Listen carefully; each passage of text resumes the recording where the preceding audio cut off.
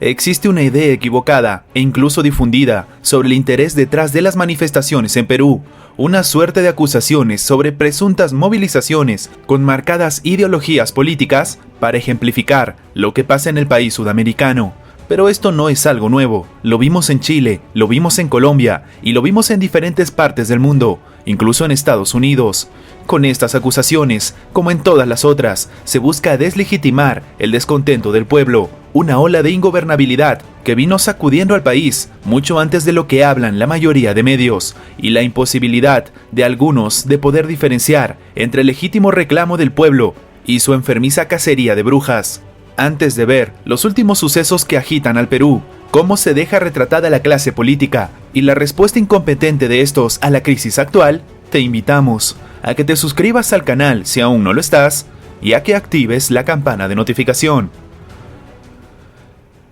En mi anterior video, cuando hablaba de mi país, Perú, algunas personas me empezaron a decir que estaba a favor de Vizcarra y que en realidad Merino era una buena solución.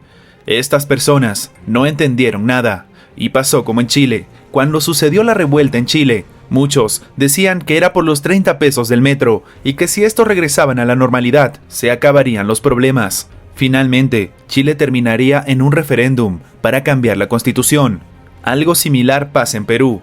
Una supuesta revocación a lo que hizo el Congreso para vacar al presidente Martín Vizcarra y ponerlo de nuevo en la presidencia no solucionaría nada. El descontento es con la clase política, y es que a 199 años de la independencia de nuestro país, una larga data de corrupción, favores y hasta asesinatos han marcado nuestra república. Lo que sucede en estos días, lastimosamente, parece más una recapitulación de lo que nos ha llevado hasta este bicentenario.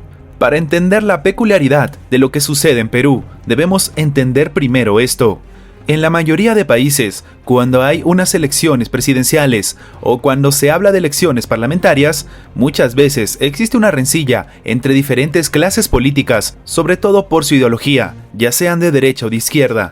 En nuestro país, en las elecciones del 2016, llegaron a la segunda vuelta dos partidos de derecha: Pedro Pablo Kuczynski, un claro liberal, banquero toda su vida, y Keiko Fujimori, hija del nefasto expresidente Alberto Fujimori, cuyo principal logro en su tiempo de mandato fue vencer a un terrorismo que vino con ideologías de izquierda. Sin embargo, Alberto Fujimori posteriormente sería sentenciado por una clara corrupción donde robó millones, compró a los medios de comunicación e incluso se llevó la vida de inocentes para cumplir sus cometidos.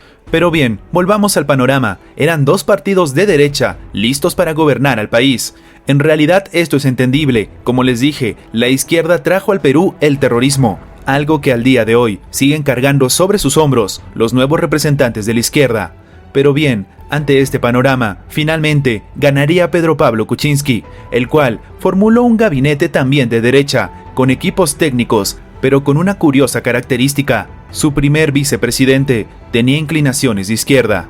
Es en este panorama donde empieza la desunión y nos damos cuenta que esto no es por ideología política, sino por interés personal. El Congreso, que en su mayoría era del partido de Keiko Fujimori, empezó a hacerle la vida imposible a los ministros de Pedro Pablo Kuczynski. Al final, entre una intención de vacancia y una lucha entre ambos poderes, finalmente Pedro Pablo Kuczynski decidiría renunciar el 23 de marzo del 2018. Siguiendo la línea de sucesiones, fue Martín Vizcarra quien asumió el poder. Así es, las dos grandes fuerzas de derecha se pelearon entre ellas, dando como resultado a una persona de inclinaciones de izquierda como nuevo presidente del país. Es en este panorama donde siguen los conflictos y esta vez se inician investigaciones en contra de Martín Vizcarra, quien, luego de salir airoso de una primera intención de vacancia, vería como un Congreso atípico, con poco tiempo en el cargo y con poco futuro por delante, decide censurar a Vizcarra. Se puede cuestionar o no la forma en que aquel momento nos quedamos sin presidente. Si es culpable o no, deberá pagarlo también por la vía penal, ya que se habla de una red de corrupción con respecto a obras públicas, que embarcan incluso la construcción de un hospital. Entonces, y ante este panorama, se nombraría a Manuel Merino como presidente. Él en realidad no fue elegido por mayoría de votos, sino porque era el actual presidente del Congreso, y en la cadena de sucesión era el que estaría al cargo. Algo curioso es que para que se dé este panorama y nuevamente una persona de derecha ostente el cargo, fue la izquierda peruana la que terminó votando a favor de la vacancia, salvo algunas honrosas excepciones. Sin embargo, luego de que Merino presentara su gabinete, fueron los mismos congresistas que sacaron a Vizcarra y lo pusieron al mando a él, los que salieron a decir que se habían arrepentido y que se cancele todo lo que provocaron. Es ante esta situación que comienzan los disturbios, las manifestaciones y sobre todo el dolor de la gente. La población está cansada, y no porque Merino haya sido presidente, tampoco porque quieren de nuevo a Vizcarra. Esta es una lucha contra toda la clase política. Todos estos sucesos que les acabo de comentar dieron como resultado una inestabilidad social y sobre todo dejaron el campo despejado para que la crisis sanitaria golpee al Perú como no debió hacerlo. El país sudamericano fue uno de los primeros en tomar medidas dentro de la región y sin embargo fue de los más golpeados del mundo. Pero era lógico, no tenemos gente capacitada y mucho menos gente que se quede el suficiente tiempo para tomar de verdad decisiones que ayuden al pueblo. En lo que va de este periodo presidencial, ya hemos tenido 3 presidentes, 2 congresos y un sinfín de ministros. ¿Qué medidas puede tomar una autoridad que se quede tan poco tiempo, que esté dedicada a pelear y sobre todo que sea llamada varias veces a declarar frente al Congreso, en lugar de poder realizar un trabajo conjunto? Este ha sido el panorama de nuestro país. El Congreso se dedicó a citar a ministros y presidentes para que den explicaciones sobre temas que todavía no estaban ni siquiera en investigación. Se volvieron una suerte de investigadores, una suerte de fiscales, que en lugar de tomar medidas por el país, se enfrascaron en medidas políticas que ni siquiera la crisis sanitaria pudo detener. Ese es el reclamo del pueblo, congresistas, presidentes y ministros peleándose entre ellos, mientras la gente se muere en las calles. Merino se va y solo 6 días fueron suficientes para que se vaya con las manos manchadas de sangre y denunciado penalmente tras la muerte de 2 jóvenes en las marchas debido a la represión policial. Pero esta crisis política va más allá y ha dejado pintados de cuerpo entero a los políticos. Sin ir muy lejos, el canal del Estado TV Perú recibió una amenaza por parte del Estado para que no hable sobre las manifestaciones. Así es, esa fue una de las primeras medidas de Merino, quebrar la libertad de expresión. La respuesta no se hizo esperar. Los periodistas de TV Perú hicieron una carta denunciando este hecho y renunciando al canal de televisión. Pero esta no es la única demostración de esta asquerosa clase política. Diversos congresistas, excongresistas e incluso periodistas pasaron mágicamente de tener un discurso de aceptación e incluso de admiración a Merino a posicionarse a favor de que Merino renuncie. Lógicamente, todo esto nada más lo hacen por intereses personales y para tener más aceptación de la gente en sus futuras elecciones. El panorama es desolador, tal como les vengo comentando. No se trata de Merino, no se trata de Vizcarra, es toda la clase política. Y en este momento se está llevando a cabo en el Congreso una serie de negociados entre ellos para elegir al próximo presidente, que seguramente podría desatar de nuevo más conflicto social.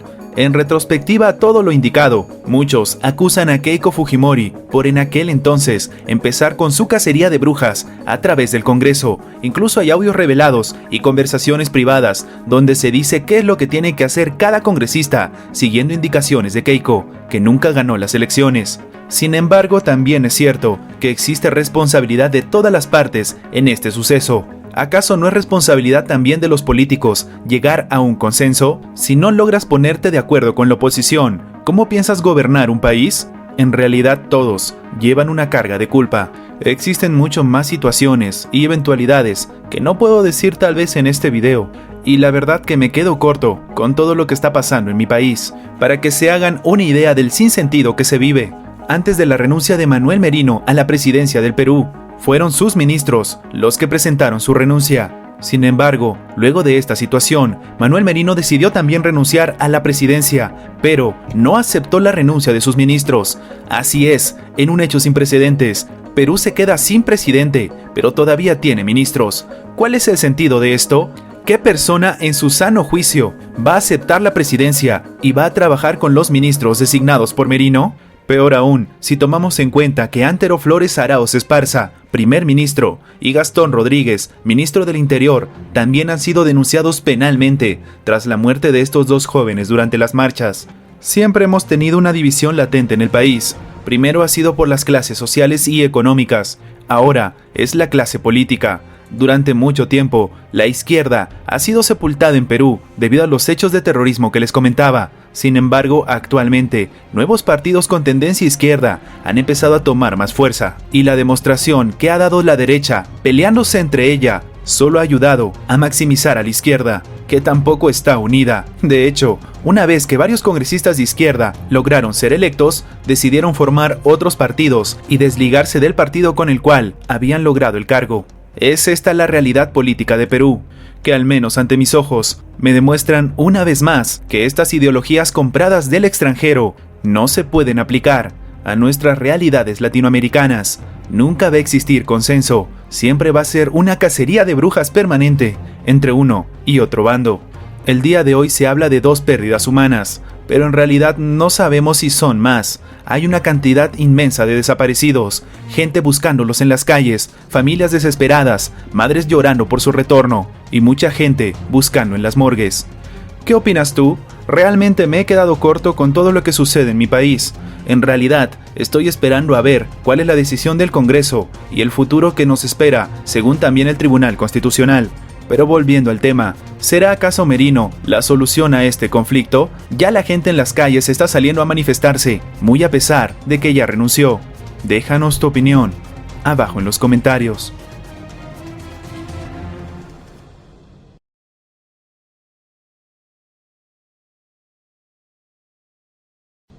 Gracias por ver nuestro video. Recuerda que tu like nos ayuda mucho a seguir creciendo. Suscríbete para más contenido y nos vemos en la próxima.